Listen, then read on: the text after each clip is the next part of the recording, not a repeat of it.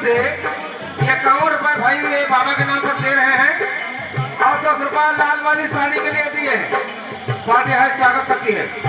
हमारे कमेटी वालों से हाथ जोड़ के निवेदन है कि जो हमारे भाई शिकार घर के अंदर फालतू आदमी घुसे हैं, चाहे हमारे हो चाहे नाथ हो, जिसको मिलना होगा भैया सुबह मिलेंगे। इस सब हम लोग को काम करने का मौका दीजिए।